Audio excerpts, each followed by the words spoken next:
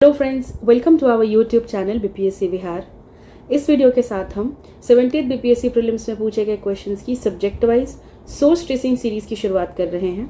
जैसा कि आप सबों ने 69th बीपीएससी प्रीलिम्स की सोर्स ट्रेसिंग सीरीज देखी थी और उसे बहुत पसंद किया था। उसके बाद 70th बीपीएससी प्रीलिम्स के भी क्वेश्चंस की सोर्स ट्रेसिंग की बहुत डिमांड आ रही थी। तो लीजिए, इस वीडियो के साथ हम शुरुआत कर रहे हैं अपनी सोर्स ट्रेसिंग की सीरीज की। आज के इस वीडियो के अंदर हम साइंस के क्वेश्चंस को, जो जनरल साइंस का क्वेश्चन होता है, उसको डिस्कस करने वाले हैं।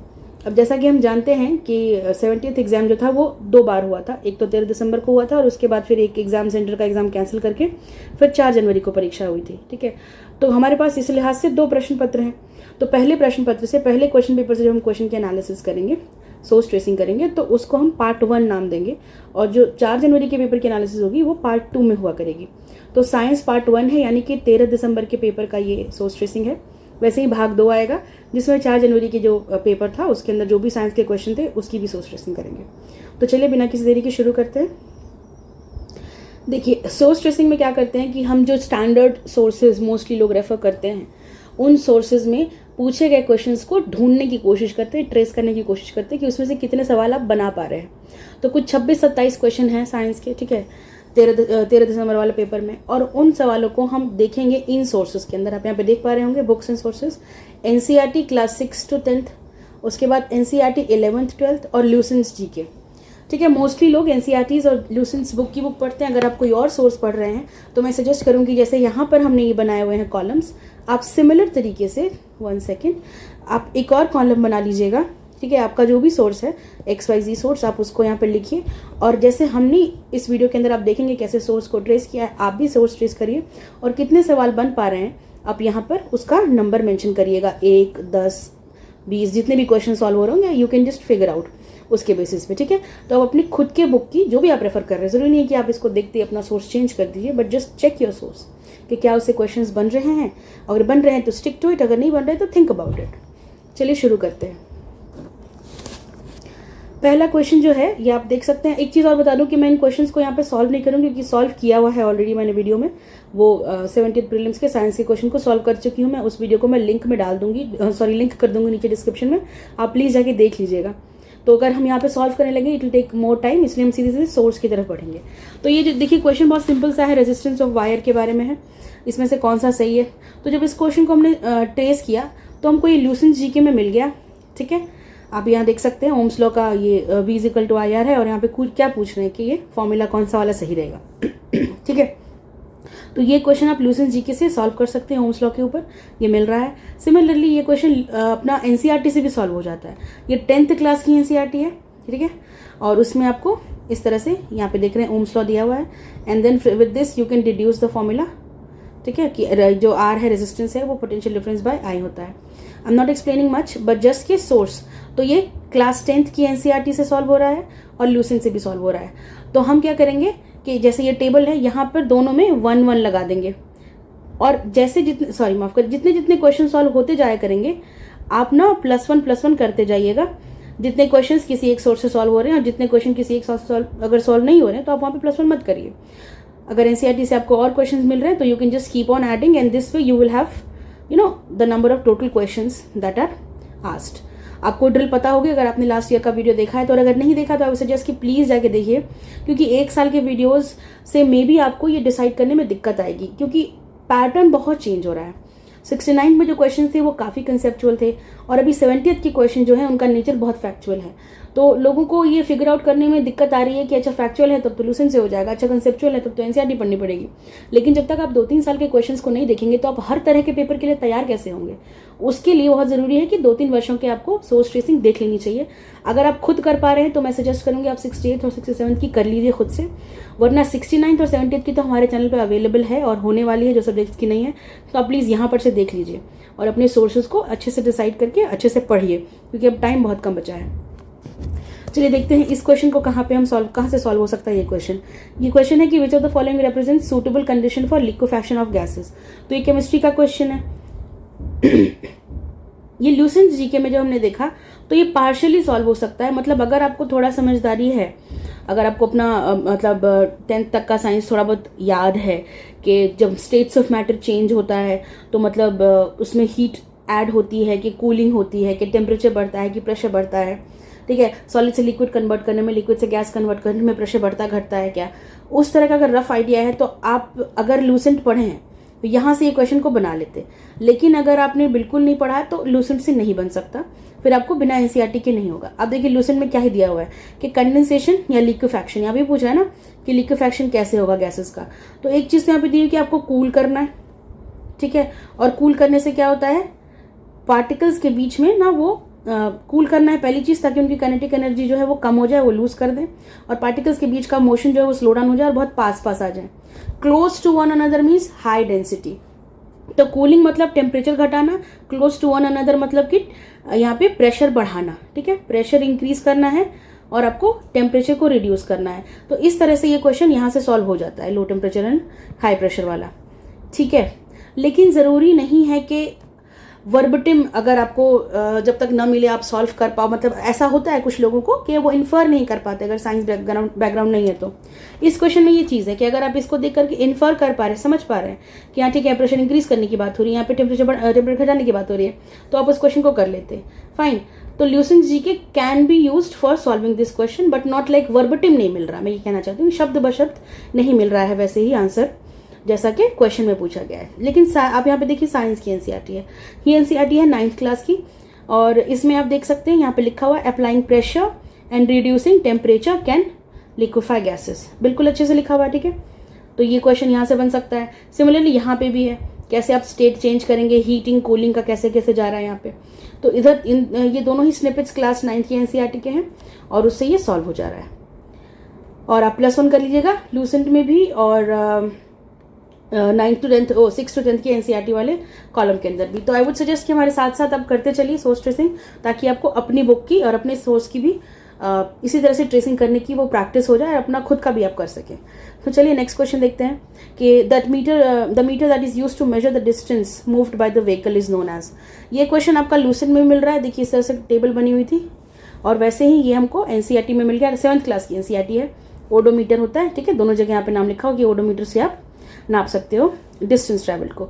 तो ये दोनों सोर्सेज में मिला है, लूसेंट में भी मिला है और एनसीईआरटी क्लास 7 में मिल गया है। अगला क्वेश्चन है कि which of the following is equivalent to Tesla.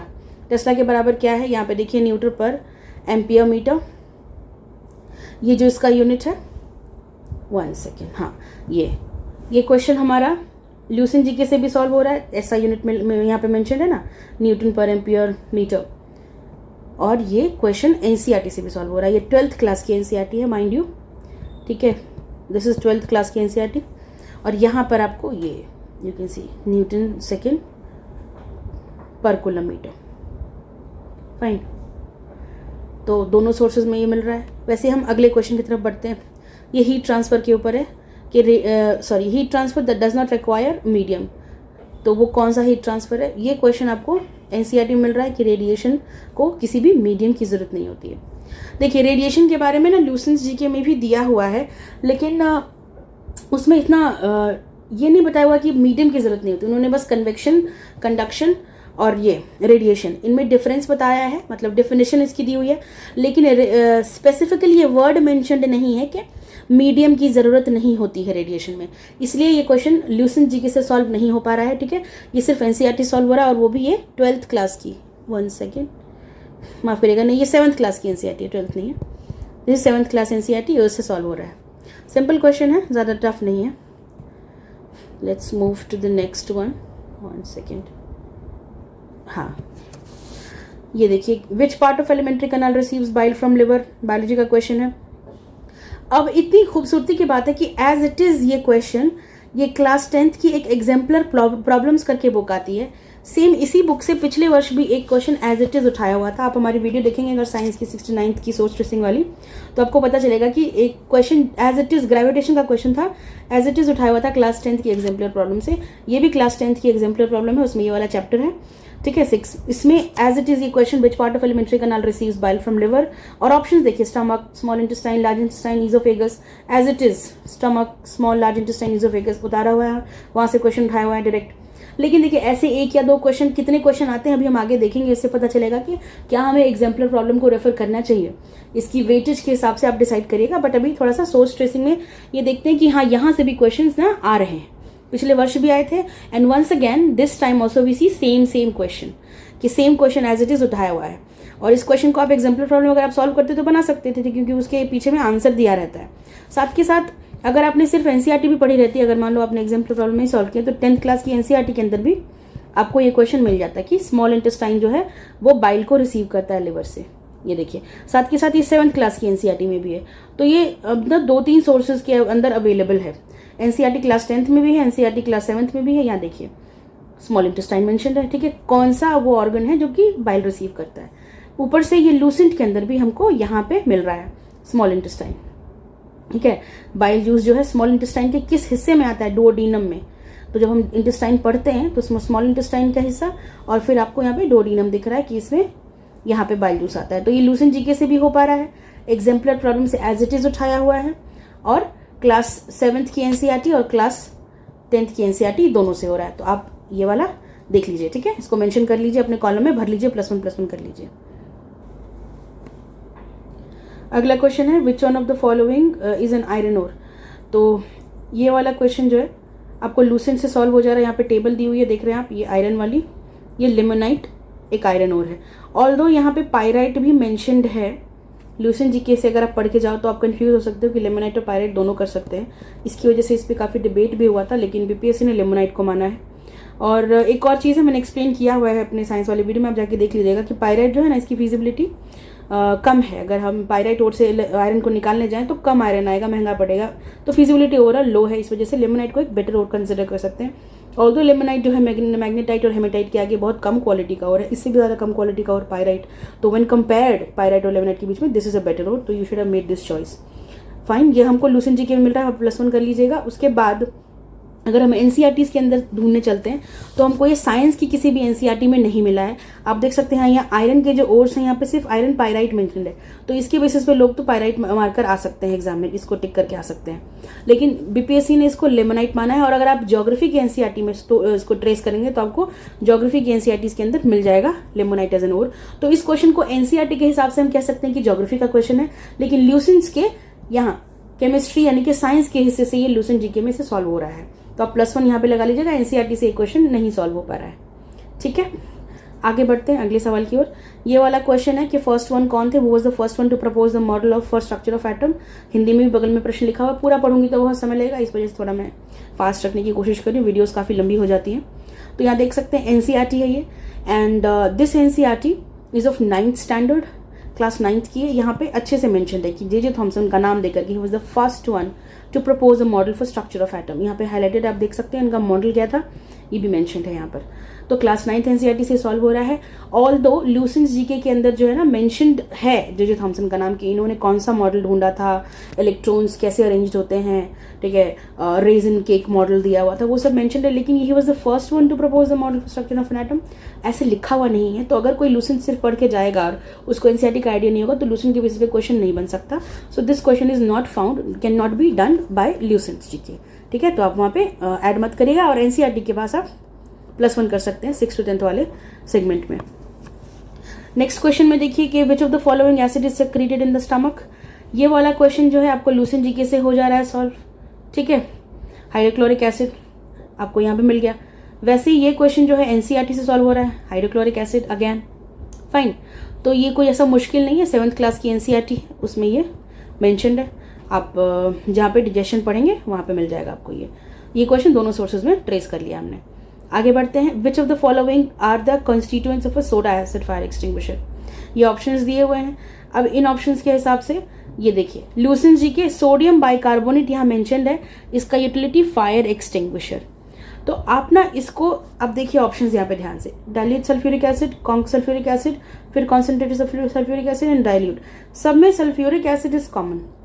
उसके बाद जो दूसरा है sodium carbonate, aluminium sulphate, sodium carbonate, sodium bicarbonate, तो सल्फ्यूरिक एसिड इज कांस्टेंट। यहाँ पर अगर आप दूसरा वेरिएबल देख रहे हैं, दूसरा जो कंपोनेंट देखें वो चेंज हो रहा है। तो लूसेंट जीके से अगर आपने ये पढ़ी होती, साइंस केमिस्ट्री के अंदर ये मेंशन है कि सोडियम बाइकार्बोनेट का इस्तेमाल होता है फायर एक्सटिंग्विशर में, तो यहाँ पर ये चीज़ आप फिगर आउट कर पाते कि ये लूसेंट है। तो ये लूसेंट से सॉल्व हो रहा है क्वेश्चन, फाइन, क्योंकि एक एलिमेंट जो है कांस्टेंट है, ये वाला एलिमेंट जो है कांस्टेंट है, यहाँ वाला वेरी कर रहा है ना, तो ये क्वेश्चन बन सकता है लूसेंट से।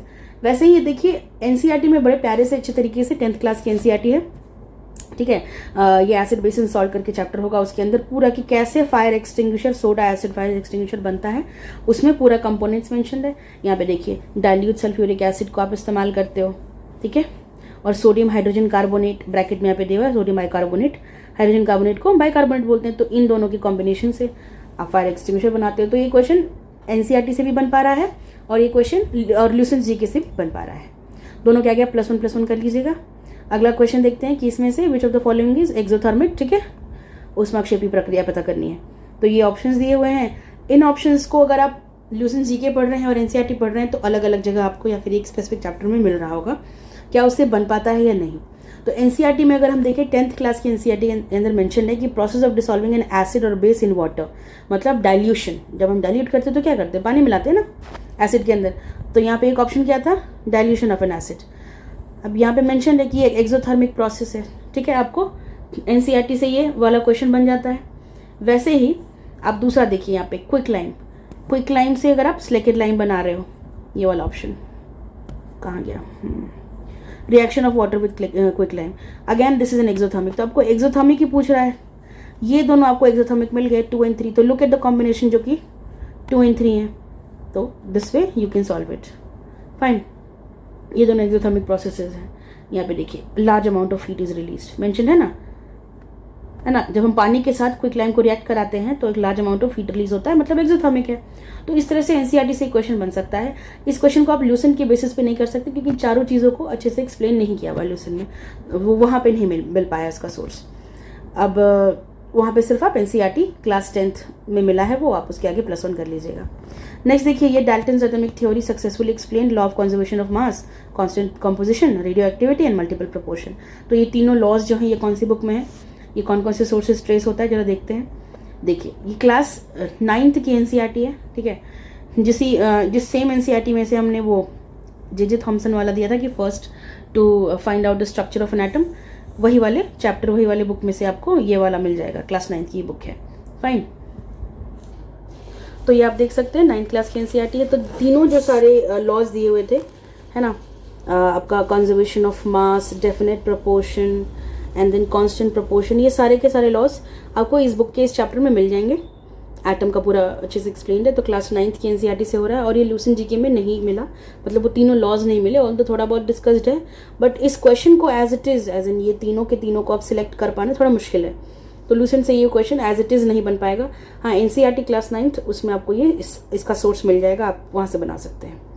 अगला सवाल है, which of the following radiation is use to get relief from body aches. तो इंफ्रारेड रेडिएशन से होता है। इस क्वेश्चन को जब हमने ट्रेस किया तो ये लूसेंट में नहीं मिला, हाँ ये एनसीईआरटी में है, ठीक है। और ये देखिए इंफ्रारेड रेडिएशन यहाँ पे, हाँ इसका इस्तेमाल, तो ये एनसीईआरटी से सॉल्व हो जाएगा, ठीक है। आगे बढ़ते हैं अगले सवाल की ओर। और ये 8th क्लास की एनसीईआरटी है, स्पेसिफिकली बता दूँ मैं, ठीक है। यहाँ पे आपको इंफ्रारेड वेव्स का इस्तेमाल, इसके इंफ्रारेड के लैंप्स होते हैं, उससे सिकाई करने में, फिजियोथेरेपी में इसका इस्तेमाल होता है।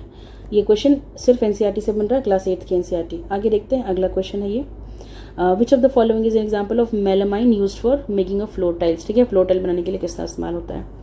देखिए एनसीईआरटी के अंदर ये अच्छे से पूरा मेंशन्ड है, मेलामाइन का यहाँ पे नाम भी दिया हुआ है, ठीक है, कि मेलामाइन फायर रेजिस्टेंट होता है, इसलिए फ्लोर टाइल्स में इसको यूज़ करते हैं।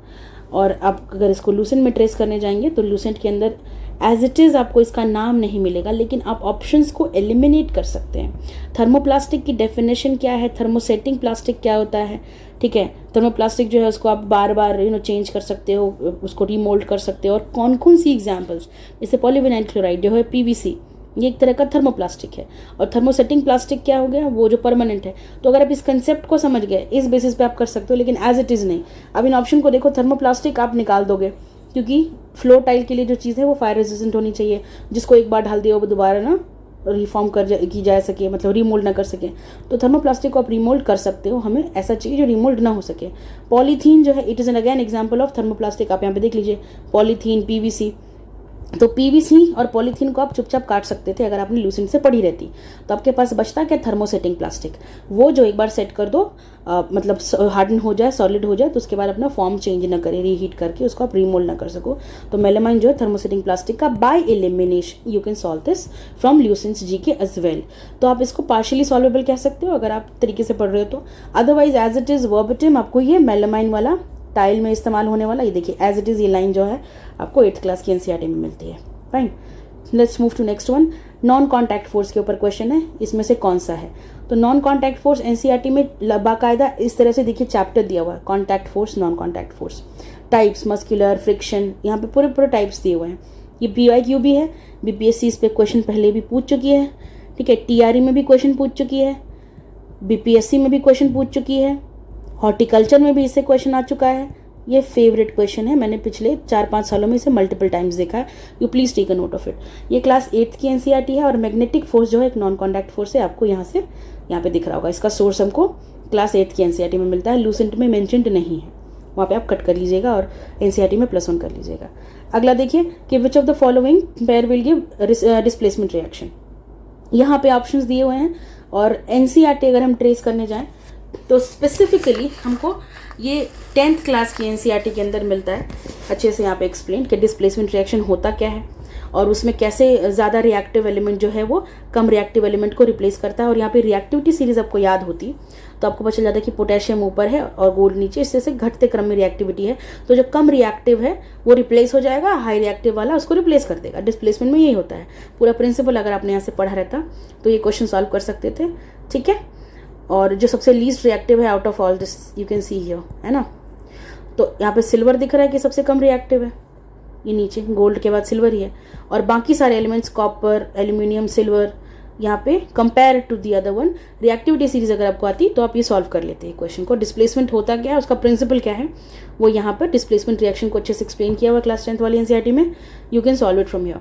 ऑल्दो ल्यूसेंट से ये क्वेश्चन पार्शियली सॉल्वेबल है, थोड़ा अगर आप में मेमोरी पावर स्ट्रांग है, आपने स्कूल का पढ़ा हुआ याद है कि डिस्प्लेसमेंट में होता क्या है, कि कैसे ज़्यादा रिएक्टिव वाला देखिए यहाँ पे रिप्लेस कर दिया है ना। फेरस सल्फेट है, आयरन सल्फेट है, यहाँ पे जिंक सल्फेट बन गया, ठीक है, जिंक यहाँ पे आ गया और आयरन हट गया। तो zinc is more reactive compare, यहाँ पे रिएक्टिविटी सीरीज देख रहे हैं, ऊपर है जिंक और आयरन नीचे है, तो जो भी ज़्यादा रिएक्टिव है वो रिप्लेस कर देगा कम रिएक्टिव वाले को। तो अगर आपको रिएक्टिविटी सीरीज ये थोड़ा याद था, अगर नहीं है तो अगले 71st के लिए प्लीज़ इसको याद कर लीजिए, ये काम आने वाला है। इस तरह का क्वेश्चन नहीं पूछा तो किसी और फॉर्म के क्वेश्चन में काम आ जाएगा, जहाँ पे आपको मेटल्स की उनकी रिएक्टिविटी उनकी स्ट्रेंथ की बेसिस पे देखना पड़ेगा। तो आप ये वाला देख लीजिए, ये क्वेश्चन यहाँ से बन जाता है। तो अगर हम सोर्स ट्रेस कर रहे हैं तो साइंस में 10th क्लास की एनसीईआरटी से और लूसेंट जीके से भी सॉल्व हो जाएगा। Fine, not like exact terms में मेंशन है, एज इट इज़ वो एग्जाम्पल नहीं दिया हुआ है कि ये वाला कॉम्बिनेशन वो वाला कॉम्बिनेशन बना के नहीं है, बट हो जा रहा है। नेक्स्ट देखते हैं the process of breaking down organic matter by micro organism. क्या बोलते हैं इस प्रोसेस को, ठीक है, डिकम्पोजिशन होता है। ये प्रोसेस हमको एनसीईआरटी में बड़े अच्छे से क्लास 8th की एनसीईआरटी है ये, ठीक है, इसके अंदर मेंशन्ड है। माइक्रो ऑर्गेनिजम्स डिकम्पोज करते हैं dead organic waste of plant को और एनिमल को and convert it into simple substances. यहाँ देखिए ऑर्गेनिक सब्सटेंसेस डिकम्पोजिशन ये एज इट इज़ नाम दिया हुआ है, ठीक है।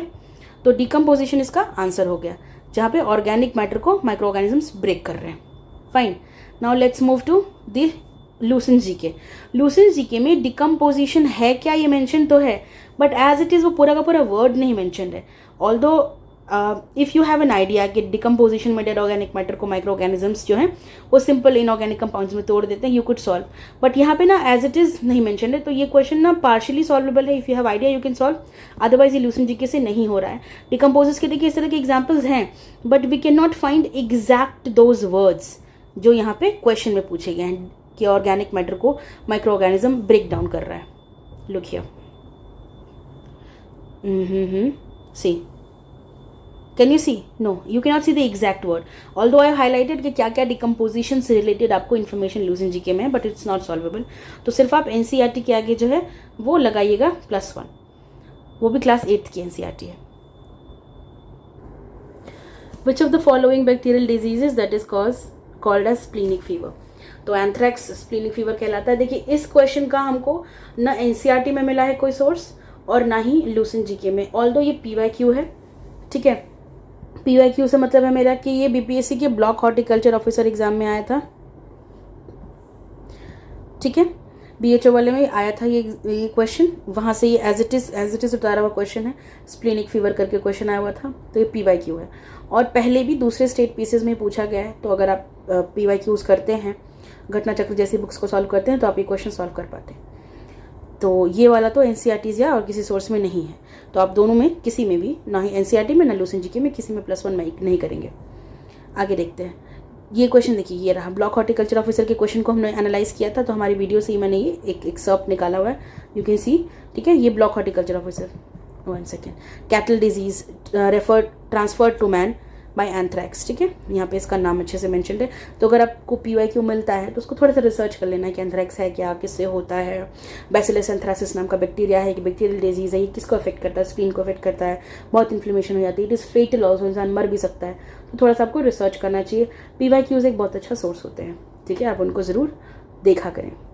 आगे बढ़ते हैं अगले सवाल की तरफ। जैसे ये सवाल, विच of the following is the first artificially prepared element, ठीक है। ये टेक्नीटियम पहला आर्टिफिशियली प्रिपेयर्ड एलिमेंट है। अगैन इसको भी ना NCERT में हम ढूंढ पाए, ना ही ये लूसेंट जीके में इसके सोर्स को हम ट्रेस कर पाए। ऑल्दो ये TRE में पूछा गया क्वेश्चन है, हमारे वीडियोस में अवेलेबल है। TRE की हमारी वीडियोस हैं जिसमें हमने क्वेश्चंस को सॉल्व किया हुआ है। आप देख सकते हैं कि उसमें हमने ये क्वेश्चन को भी सॉल्व किया, एनालिसिस वीडियो आप जाके देखिएगा।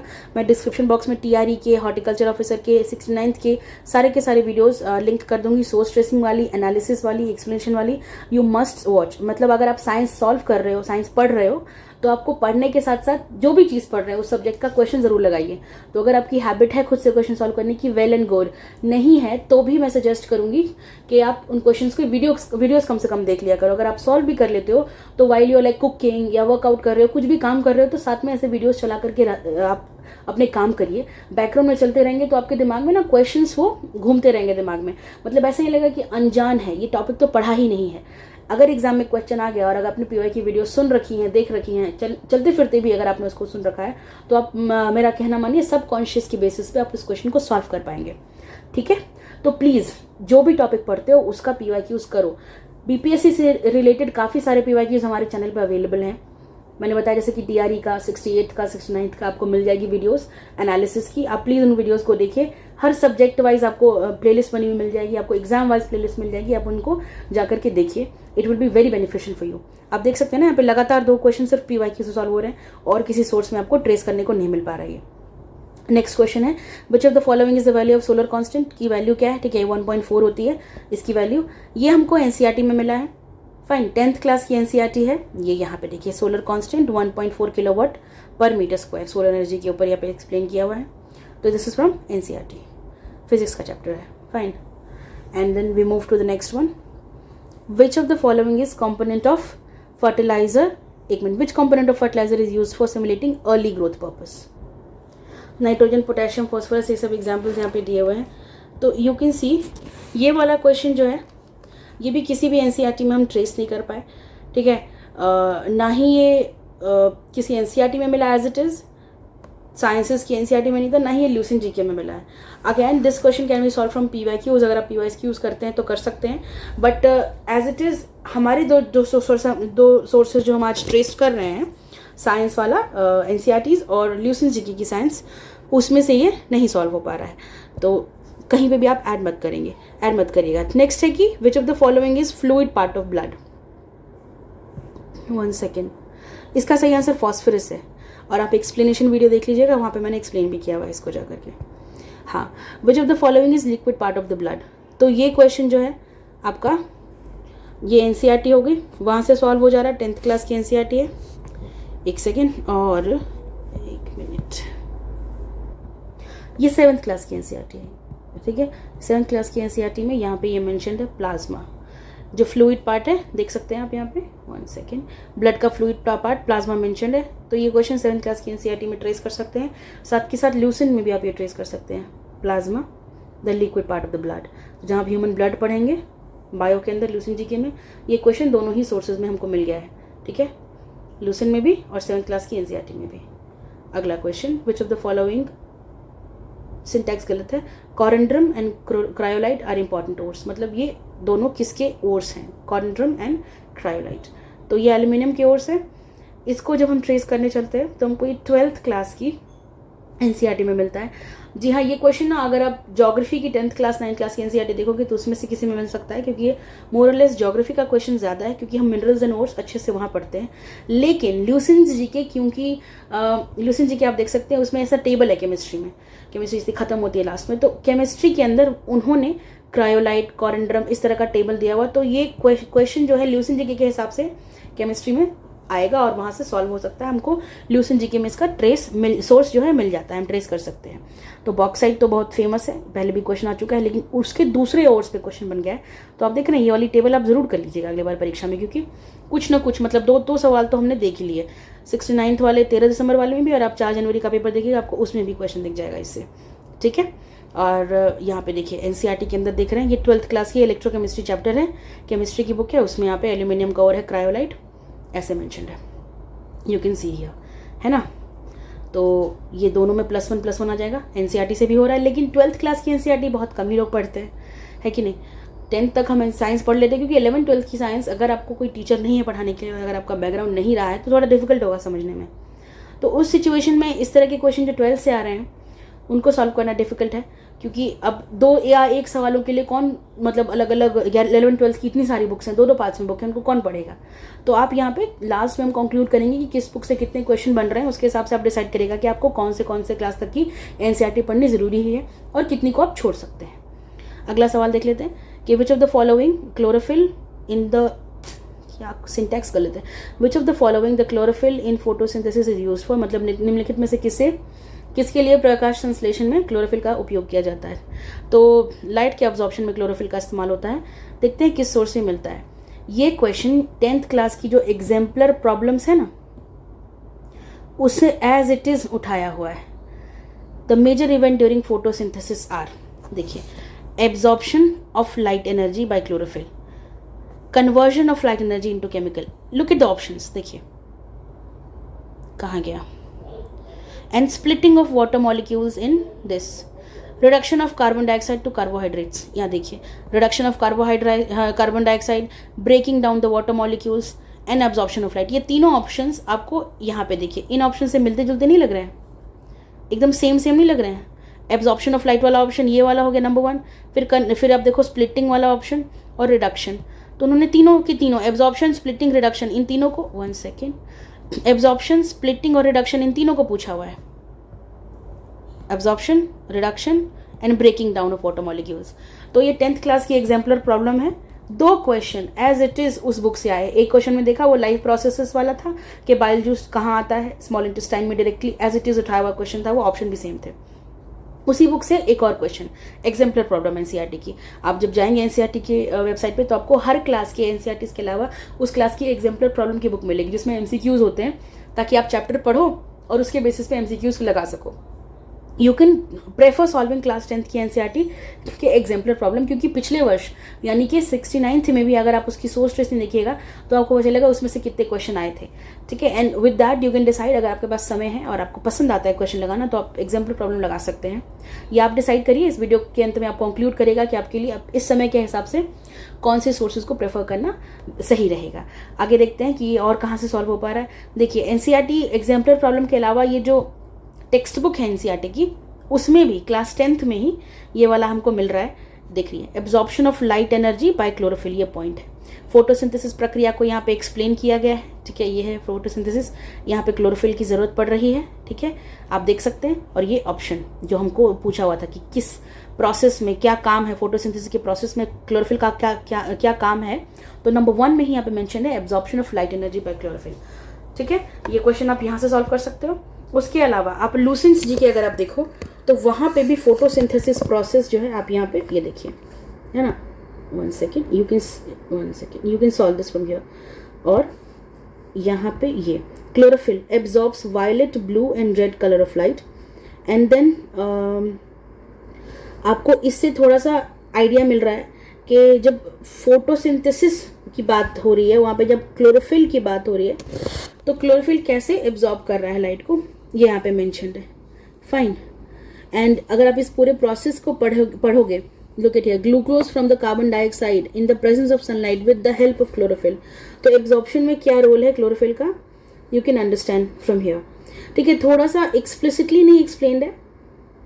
Chlorophyll are photoreceptor molecule, मतलब जो लाइट को ऑब्जॉर्ब करे, which trap the solar energy. So this helps you conclude, ठीक है, कि क्लोरोफिल का इस्तेमाल मेजरली लाइट को एब्जॉर्ब करने में है। Not directly, not like as it is, आप इसको वर्बटिम ढूंढो तो नहीं है, बट हाँ आप समझ सकते हैं। अगर आप लूसेंट की जीके पढ़ते हो तो आप समझ सकते हैं। ऑल्दो एनसीईआरटी से आपको as it is word by word मिल जाएगा सेम आंसर। तो this question can be trace to both Lucent GK and NCERT. Next question देखते हैं कि स्ट्रक्चरल और फंक्शनल यूनिट ऑफ लाइफ क्या है। ये सेल है, काफी बेसिक सा क्वेश्चन। देखिए, ये एनसीईआरटी है क्लास 8 की, इसमें चैप्टर 8 है सेल, और उसका नाम ही है structure and function. Cell, structure and function, यहाँ पे आपको पूरे चैप्टर में इसको एक्सप्लेन करते हुए मिल जाएगा कि कैसे सेल जो है बेसिक स्ट्रक्चरल यूनिट है, बेसिक फंक्शनल यूनिट है। तो 8 क्लास की एनसीईआरटी से इसके सोर्स को हम इसको ट्रेस कर सकते हैं। साथ में ही एक लूसेंट जीके में जब स्टडी ऑफ सेल है, साइटोलॉजी करेंगे, उसके अंदर आपको दिख रहा है cell the basic structure and functional unit of life as it is, वो क्वेश्चन आ चुका है। ठीक है, अगले सवाल की तरफ बढ़ते हैं। Which of the following is full form of PCRA. ठीक है, तो पीसीआरए जो है, ये वाला क्वेश्चन हम ट्रेस करते हैं। ये हमको 8th क्लास की एनसीईआरटी में इसका सोर्स मिला। ये क्वेश्चन 8th क्लास की सोर्सेज ऑफ एनर्जी करके चैप्टर है एनसीईआरटी में, उसमें है petroleum conservation research association India के अंदर है, जो कि एडवाइस करती है लोगों को on tips as how to save petrol and diesel while driving, कि आप क्या कर सकते हो, मॉडरेट स्पीड पे चलाना है, इंजन को ऑफ करना है ट्रैफिक लाइट पे एक्सेट्रा। तो ये जो एडवाइजरी देने का काम है, ये पेट्रोलियम कंजर्वेशन रिसर्च एसोसिएशन का है, ये वाला। यहाँ पे जो आप ऑप्शंस देख रहे हैं, एक क्वेश्चन को देख करके लग रहा था कि कहीं करंट अफेयर्स का तो नहीं है। The people were a little वो डाउटफुल अबाउट इट कि कहाँ से आया है क्वेश्चन। तो ऐसा कुछ नहीं है, ये petroleum conservation research association NCERT का क्वेश्चन है, साइंस का क्वेश्चन है। That's it. And with this we come to the end of the video. अब हम कंक्लूड करेंगे कि कौन से सोर्स से कितने क्वेश्चन सॉल्व हो पा रहे हैं। अगर आपने इसी तरह से अपनी सोर्स ट्रेसिंग की है, तो यहाँ पर अब अपना अलग एक नए रो में अपना सोर्स का नाम लिखिए और जितने सवाल बने हैं उसको यहाँ पे मेंशन कर लीजिए सेम तरीके से। ठीक है, देखते हैं कि 6th to 10th की एनसीईआरटी में कितने क्वेश्चन हमने यहाँ से ट्रेस किए। तो 21 सवाल जो थे वो बन रहे थे out of 26 6th to 10th की एनसीईआरटी से। और एनसीईआरटी क्लास 11th 12th वाले में 12th की एनसीईआरटी से 2 सवाल बने, मतलब इन दोनों में मिला करके टोटल 2 सवाल। और लूसेंट जीके से 13 सवाल, और कुछ पार्शियली सॉल्वेबल क्वेश्चंस थे जो आधे अधूरे हो रहे हैं। अगर आपको थोड़ी सी नॉलेज है तो ट्रिक लगा के, एलिमिनेशन लगा के कर लेते, तो उस हिसाब से ही टोटल 15 बन जाता है, लेकिन कंप्लीटली सॉल्वेबल 13 क्वेश्चंस। ठीक है, तो इसका आपको पता चल गया 21 6th to 10th की क्लास की एनसीईआरटी से, और 11th 12th में से 2 सवाल। एंड इसमें भी मैं थोड़ा सा डिटेल्ड आपको बताना चाहूँगी कि 7th क्लास की एनसीईआरटी से 5 सवाल बन रहे थे, 8th क्लास की एनसीईआरटी से 6 सवाल बने हैं, 9th क्लास की एनसीईआरटी से 3 सवाल बना है, और 10th क्लास की एनसीईआरटी से 7 सवाल बने हैं, 12th क्लास की एनसीईआरटी से 2 सवाल। तो यू हैव दिस एनसीईआरटी का पूरा कि कितने क्वेश्चन किस एनसीईआरटी से। Now it is up to you, आप डिसाइड करिए कि आपको कैसे कैसे कौन सी एनसीईआरटी पहले पढ़नी है, कौन सी आप छोड़ना चाहेंगे। आप देख रहे हैं 6th to 10th की एनसीईआरटी में किस एनसीईआरटी से कितना क्वेश्चन पूछा गया। और तो और मैं नहीं बोलूँगी कि सिर्फ 70th बीपीएससी प्रीलिम्स का सोर्स ट्रेसिंग ही आपको काफ़ी होगा डिसाइड करने के लिए, क्योंकि एक वर्ष का पेपर आपको पूरा एग्जाम का नहीं बता सकता पैटर्न, उसका फॉर्मेट, क्योंकि एक एग्जाम अगले एग्जाम से बहुत डिफरेंट होता है। हम सबको पता है कि 69 बीपीएससी एग्जाम बहुत अलग था, बहुत कॉन्सेप्चुअल क्वेश्चन पूछे गए थे उसमें, और ये जो है 70th ये बहुत अलग है, ये बहुत फैक्चुअल है, बहुत तरह की बातें हो रही थी पेपर के नीचे को लेकर, उस समय हम नहीं जाएंगे। लेकिन आपको बस स्मार्टनेस ये दिखानी है कि किसी भी तरह का पेपर आए, चाहे 69th वाला पेपर आ जाए या 70th के टाइप का पेपर आ जाए, 71st बीपीएससी प्रीलिम्स में वो दिन आपका होना चाहिए, वो पेपर आपके कमांड में, कंट्रोल में होना चाहिए। वो कैसे होगा? जब आप दोनों नेचर के पेपर को सॉल्व करने की ताकत रखेंगे। एंड फॉर दैट आपको ज़रूरी है कि आप दोनों पेपर्स को देखें, दोनों के सोर्सेज को ट्रेस करें और दोनों के क्वेश्चंस को सॉल्व करें एनालिसिस के साथ। तो फॉर सोर्स ट्रेसिंग 70th की सीरीज शुरू हो चुकी है, वीडियो देखिए। आगे आने वाली और वीडियोज़ के लिए आप प्लीज़ सब्सक्राइब कर लीजिए, आपको नोटिफिकेशन मिल जाएंगी, और जल्दी हम इसे फिनिश कर देने वाले हैं इस सीरीज़ को। साथ ही साथ आप 69th बीपीएससी की सोर्स ट्रेसिंग भी ज़रूर देखिएगा, क्योंकि एक वर्ष के पेपर से नहीं डिसाइड करना सही रहेगा।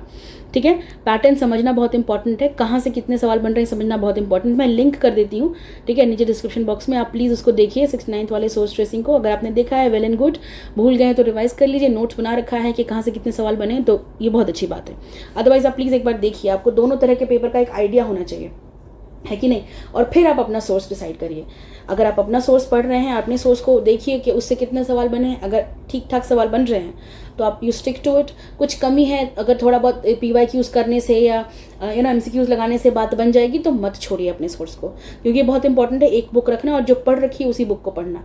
लेकिन अगर बहुत ही कम सवाल बन रहा है आपके सोर्स से तो you should think about it, you should think about changing. और अगर चेंज करना है, अगर कोई बुक ऐड करनी है तो कौन सी ऐड करनी है, ये सोर्स ट्रेसिंग की वीडियोज़ आपकी उसमें बहुत मदद करेंगी। ठीक है, तो इस तरह से हमने ये फिगर आउट कर लिया है कि कौन से क्वेश्चंस, कितने क्वेश्चन किस वाली NCERT से बन रहे थे। और अब आपका निर्णय होगा, आप और क्वेश्चंस देखिए, अपने अपने सोर्सेज में देखिए और खुद डिसाइड करिए। और इस तरीके से हम इस वीडियो के अंत में आ चुके हैं। एक चीज़ मैं और सजेस्ट करूंगी फ्रेंड्स, कि अगर आप जो भी सब्जेक्ट पढ़ रहे हो, चाहे साइंस पढ़ रहे हो, हिस्ट्री पढ़ रहे हो, कुछ भी पढ़ रहे हो, ठीक है, आप उस टॉपिक को, सब्जेक्ट को पढ़ने के बाद क्वेश्चन जरूर सॉल्व करिए। क्वेश्चंस अगर खुद से सॉल्व नहीं करते हैं तो वीडियोस देख लीजिए, हमारे चैनल पर सब्जेक्ट वाइज, एग्जाम वाइज सारे प्लेलिस्ट अवेलेबल हैं। अगर आपने आज मान लीजिए ज्योग्राफी पढ़ी है तो आप ज्योग्राफी के PYQ सॉल्व कर लीजिए। और अगर सॉल्व करने से मतलब समय नहीं है या कर लिए हैं फिर भी आपके पास समय, आप खाना बना रहे हैं, आप वर्कआउट कर रहे हैं, टहल रहे हैं, कोई भी काम कर रहे हैं, तो you can just plug in and listen to the videos. इस तरह से जब आपके कान में वो क्वेश्चंस जाएंगे ना बार बार, तो आपके सबकॉन्शियस से आप काफ़ी क्वेश्चन सॉल्व कर पाओगे एग्जाम के टाइम में। तो आई वुड सजेस्ट कि आप साथ में प्ले करके वीडियो सुनते रहा करिए, इससे काफ़ी फायदा मिलता है। और मैंने ये बहुत लोगों के ऑब्जर्वेशंस, उनके एक्सपीरियंसेस के बेसिस पे बता रही हूँ कि काफ़ी फ्रूटफुल रहता है। तो you can keep listening to the videos of the subject that you are reading only. आप ऐसे चेंज करके करेंगे तो मे बी थोड़ा सा दिक्कत हो, क्योंकि आपको रेलेवेंस का कमी लगेगा। तो आई वुड सजेस्ट कि साथ में प्ले करके आप वीडियो सुनते रहिए। PYQs, not like random MCQs, क्योंकि PYQs की ऑथेंटिसिटी की मैं और मतलब उसके ऊपर मैं ज़्यादा बल नहीं दे सकती। यू नो इट बेटर कि कितना इंपॉर्टेंट होता है PYQ। अभी इस पेपर में आपने देखा कि कितने क्वेश्चन रिपीटेड थे, BPSC के अलग अलग एग्जाम से, BPSC के पिछले वर्षों से। तो आप रिपीटेड क्वेश्चन की, PYQs की इंपॉर्टेंस को समझिए और प्लीज़ सारे PYQs को एनालाइज करिए, अपने सोर्सेज को खुद से ट्रेस करिए। ठीक है, अपने बुक के अंदर आप देखिए, और इन वीडियोस की मदद आप ले ही सकते हैं। आपके पास वीडियोस अवेलेबल हैं, आप प्लीज़ इन्हें पूरा देखिए और समझिए कि आपकी सोर्स सही है कि नहीं और आपकी तैयारी का तरीका क्या है। अगर आपको स्ट्रैटेजी के ऊपर वीडियो चाहिए तो प्लीज़ कमेंट करिए strategy. I would be more than happy to give a strategy, because बहुत ज़्यादा ऑलरेडी यूट्यूब पे कंटेंट अवेलेबल है स्ट्रैटेजी को लेकर के। आई थॉट कि क्या ज़रूरत है इसकी। इट इज़ बेटर कि इंसान खुद से अपनी स्ट्रैटेजी बनाए। पर अगर आपको चाहिए मेरी तरफ से एक स्ट्रैटेजी तो प्लीज़ आप बताइएगा, मैं लेकर के आऊँगी अगले ही हफ्ते। If you really give good comments regarding it, मुझे ठीक ठाक सब्सटेंशियल अमाउंट में आएगा कमेंट तो मैं बनाऊंगी। अदरवाइज बहुत सारा इन्फॉर्मेशन ऑलरेडी अवेलेबल है। अभी कौन सा स्टूडेंट चुने, कौन सा नहीं चुने, उनको क्या फिट होगा, ये थोड़ा सा दिक्कत हो जाता है। तो मैं इसमें आपका टाइम वेस्ट नहीं करना चाहती। आई जस्ट वांट कि the video should be more than fruitful to you. So that's it. मैंने इस वीडियो के लिए आपको काफ़ी ज्ञान दे दिया है। I would like to end this video on this note. इस वीडियो के लिए इतना ही। मैं आपको सजेस्ट करूँगी कि आप इस वीडियो को प्लीज़ शेयर करिएगा उन लोगों को जो तैयारी कर रहे हैं 71st BPSC की, क्योंकि बहुत इंपॉर्टेंट होने वाला है उनके लिए। आप प्लीज़ सब्सक्राइब कर लीजिए। वीडियो अच्छी लगी तो लाइक किया करिए, और कुछ भी आपको सुझाव देना हो, रिक्वेस्ट हो, सजेशन हो, please comment down below. Wish you all the best for the exams. Thank you.